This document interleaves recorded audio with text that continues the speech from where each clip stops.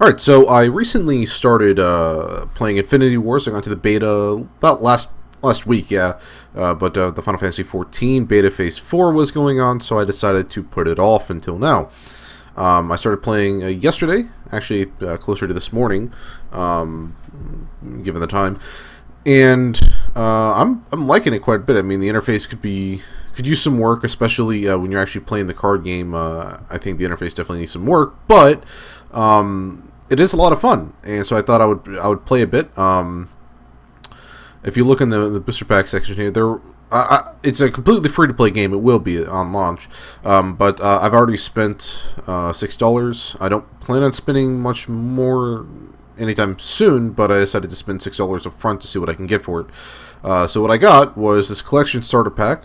It was actually on sale. It was 75% off, so I got it for 150 of whatever their cash up currency is, which is really nice. It's about $1 US dollar for about 125 of the currency, to give you an idea. It doesn't scale up, so if you spent like $5, it would be 600 points, I believe. It's not exactly like $6 because it's converting from Australian dollars. So if you spent $6 Australian dollars, it's something like $5.50 USD, if I recall off the top of my head. But so yeah, it's a free to play game. I've spent $6 and I've farmed up enough IP to IP is their free currency you get through playing the game, to buy 3 booster packs, 3 super booster packs. There are currently 2 booster packs for the core 2013. One has to assume that when the game actually does launch, which at this rate it's looking like it'll be closer to December or next year, if I had to guess. I don't think it's in a release state yet, anywhere close to as a matter of fact. But it's looking like the core 2013 set will just be the core 2013 set, and there will be no booster pack this year, from what I can tell. But don't quote me on that. I might be wrong. I don't know. Anyhow, there's 2 different types of booster packs. You have the normal one, which is 1/5 the price of the super booster pack. It gets you 3 random cards. However, the I think it's 3 random cards and contains at least 1 common, or 1 uncommon. The super booster pack, on the other hand, contains 3 uncommons, guaranteed to contain 3 uncommons and 1 rare, which is why it's undoubtedly better to save for the super booster pack. Now, before I actually purchased these 3, I wanted to go over sort of like the grind aspect of it. So you get roughly anywhere between 30 and 90 IP per match, and there's a first win bonus every day of 200 IP. So you're looking at anywhere between probably 35 and 100 if you're really bad at the game, 35 and 100 games to farm up enough IP to get the super booster pack. However, there are co-op matches you can do, or not co-op matches, AI matches you can do, and you can do those up to 1,000 IP a day, and those are pretty easy to do. So conceivably, if you were to play this game free to play, you can look to get a super booster pack legitimately I would say a good every 3 days, which isn't so bad, to be perfectly frank. I mean, when I typically played card games close to 8 years ago, I would only buy 1 or 2 booster packs a week, and if I was to play this, I'd be getting probably at least 2 of these super booster packs every week if I played it as much as I played those games. So it's actually not quite bad, and it's about $2.25 or so if you were to spend real money to buy a booster pack. And considering most booster packs in other card games are somewhere in the area of $3 to $4 USD, this is actually a pretty good deal if you were to look for a cheaper to get into card game. Now with that out of the way, let's go into buying these booster packs and see what I get. Now I don't know all the cards yet. I'm currently leaning towards, in the faction I play is I believe it's pronounced Veror. They are the purple mage faction. I'm really liking that faction, so I'm hoping I get a few of those cards. So I have to type in my password. This is for security purposes. I sort of like this feature. It's a nice little feature. So let me type that in and unlock with IP, because I do have just enough. And let's see what I get. Alright, so we get Lightning Blast. I don't need any more of these. User joined your channel. Hold up. Hi.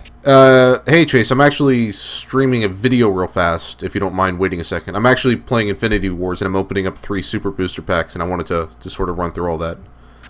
Okay, I'll So, come back later. no, I'll be done in like probably 3-4 minutes. So, Okay, all I'll be right. quiet. Yep, yep. You're glad to tune into my stream if you want to see it real fast. So, with that out of the way, we have the Glorious Warrior. I don't play this faction. I find them to be an incredible pain in the ass for my faction, though, so I might actually learn how to play them. So we have Cannon Fire. I haven't really used it. Again, it's a different faction, so Balanced Warrior, Defense Golem. I have a lot of those. Call the Crusade. All right. So this is actually a pretty good card in my opinion. It's if you play this faction, I sort of get my hands wet a little bit too, or well, my feet wet, I guess the proper term. When trying out the game with this faction, I didn't really enjoy them, but this card was pretty good. Just one card becoming 3/4/2s is really nice, so that's pretty cool. Winds of War, I like this card. My deck revolves around me using abilities and destroying the enemy cards, and this is a pretty decent one. It does sort of sucks it hurts my own cards, but there we go. Brings life by passing. This is a beast card. I don't really use them. Unending Drone, Firebolt, Mammoth, Unstoppable. I've seen this played. It's a little bit hard to take down, but that's it. Chin, Mortar. Okay, what are our rares? Because we apparently got 2 rares. So Unique Human. The faction I don't like. I might really have to make this faction now, just to play them.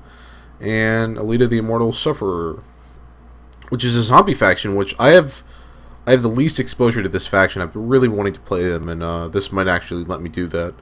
Alright, so on to the second booster pack. Unlock with LP, and it actually remembers my password. That's pretty nice. Exhaust, Ghost of the Ancestors. So this is my second undead. It was actually my first one. It's the rare back there. Fight.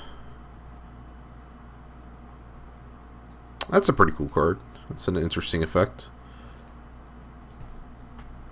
Not getting any of the rare cards, or however you pronounce them, which is disappointing. There's a few of them that I really, really want, so I might have to go into the trade chat and try to find them. Luke of the Combat Medic. Not a bad card. Alright, let's... Oh, no. These. Alright. Seen this guy used against me a few times. And another Alita. I guess since there is a limit of 3 cards per deck, if I'm not mistaken, I can run 3 of hers. That's nice. Alright, running the last booster pack and see what I get. Really hoping for some of the cards that they're set, but it hasn't been too nice to me.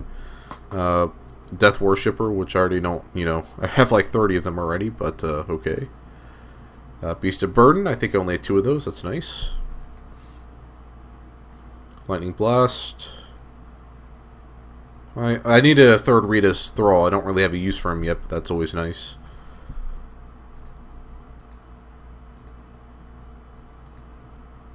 Ooh, what's this? Alright, so I didn't get many of the cards I want, but my card collection just pretty much tripled, which was nice. Or not well tripled, but my the collection number right here is a little bit skewed because there are a lot of duplicates. Like I have like I said, 30 of some of the guys, like 33 Flame Dawns, for instance. So it's a little bit skewed, but the number of cards I didn't have before is probably tripled. I got a lot of cards I actually didn't have before, so that's pretty nice. So yeah, this is 3 super booster pack unboostering. If you wanted to see what you might possibly get out of them, I hope you enjoy the video.